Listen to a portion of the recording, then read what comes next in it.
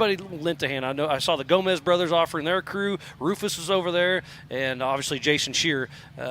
So really cool to see them get that put together. Yeah, good to see that car get back out there and on the trail.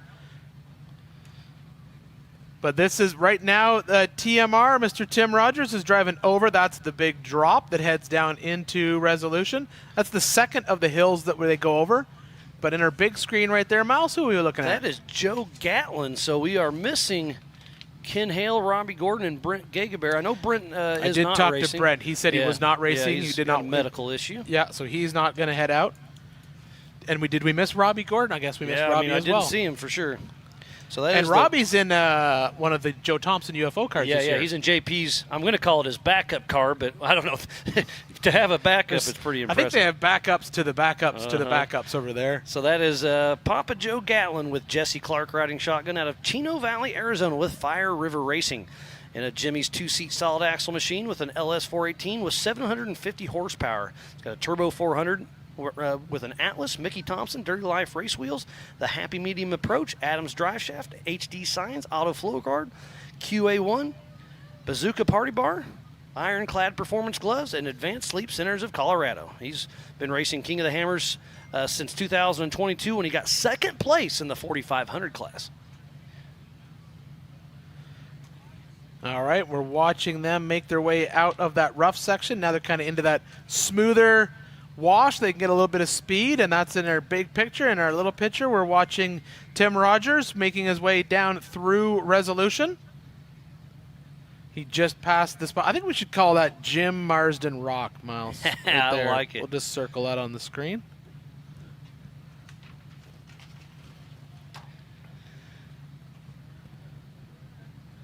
All right, they have made their way down through the bottom of Resolution. They'll come up here, and this is the split, as we're calling it. We certainly have not seen many people go up the sand hill. Oh, and I say that, and they go up the sand hill. Yeah, Fish just gave me an update that our start list is a little wrong. Robbie Gordon got moved to Power Hour, so that's why. Oh, so I'll just make a note on there. Yeah, yep. So Robbie Gordon will be qualifying in Power Hour later on today. That kicks off, I think, at 3 p.m. Yeah, hopefully everything runs smooth. Ben Napier, our event director, has done a great job of organizing everything and kind of keeping the show flow. And, man, he's got a big job on his shoulders. He's doing a great job at it. Yeah, Ben's certainly doing an awesome job keeping. We got 116 racers wanted to go out and tackle.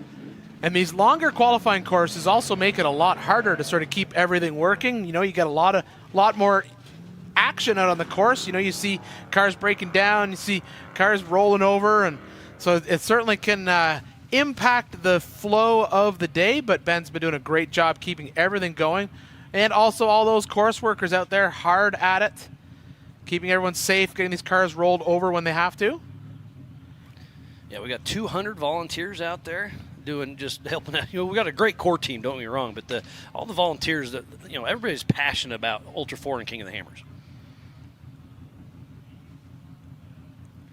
So Joe Gatlin top left, TMR bottom right. Yeah, Tim Rogers driving. Yeah, I love the brothers. I love the father-son, the father-daughter combos we have out here. You know, everybody's here with their entire family having a great time. Yeah, we saw that last night when we saw our little kids race down with our little 170s in the infield, which was fun to watch. Certainly a family sport out here. Lots of families supporting each other and keeping these race cars together as Tim Rogers makes his way onto the short course.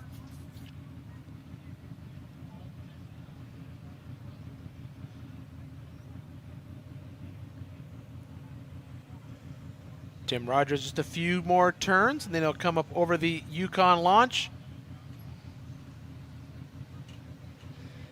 It's been a great couple weeks out here in Johnson Valley, California.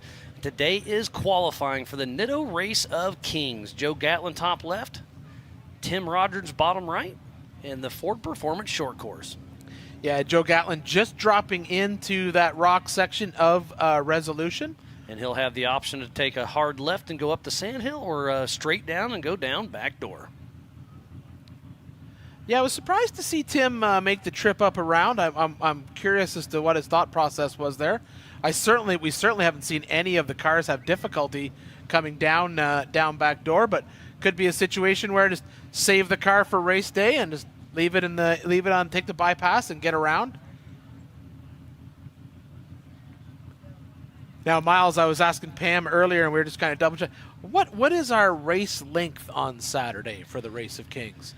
I've got it in my notes. Race of Kings. 3 laps. Yeah, 3 laps. I think it's just over 200. Yeah, I think I remember you when we talked a while ago. It was 200 and some odd miles.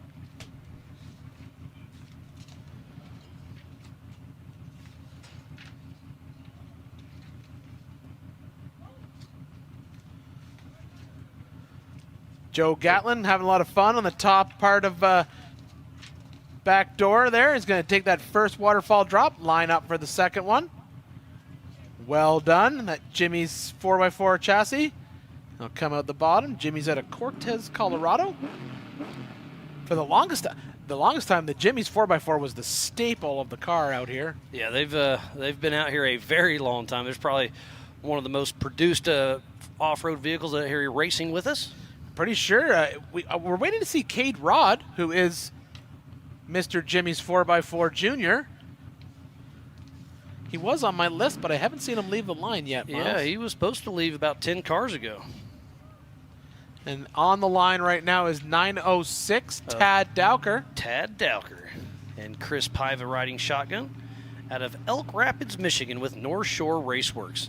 He's got a Trent Fab solid axle chassis, Bambi. This is Dave Cole's old car with an FTA 501 billet block with over 1,000 horsepower, a 4L80E, SCS, TubeWorks, Mickey Thompson, Warren, Amsoil, Baja Designs, Raceline, Hawk Performance, Off-Road Research, Tecton Tools, and Yukon. He raced King of the Hammers for the first time back in 2019.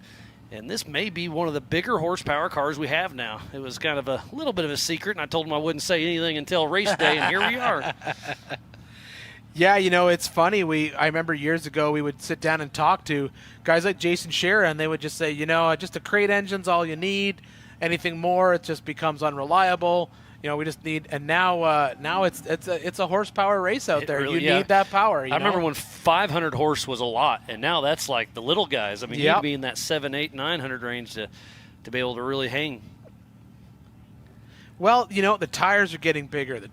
Everything's just getting bigger. The bigger everything gets, the heavier it is, the more rotational mass you have, and the stronger you build the parts, you need more power to move them.